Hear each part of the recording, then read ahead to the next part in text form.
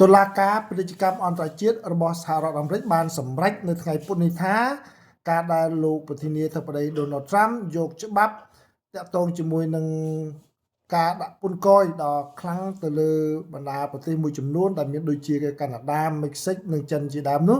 គឺជាការមួយប្រើប្រាស់អំណាចហួសពីច្បាប់ដែលអនុញ្ញាតដោយលោកបានយកច្បាប់កាលពីឆ្នាំ1977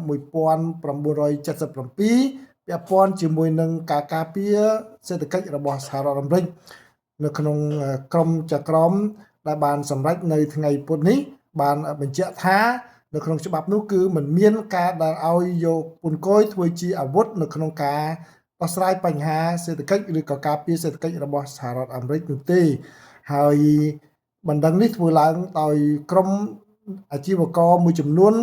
ដែលយល់ឃើញថាការដាក់ពន្ធគយដ៏ខ្លាំងរបស់រដ្ឋបាលលោកប្រធានាធិបតី Donald Trump បានធ្វើឲ្យប៉ះពាល់ដល់ផលប្រយោជន៍ហិរញ្ញវត្ថុរបស់ពួកគេ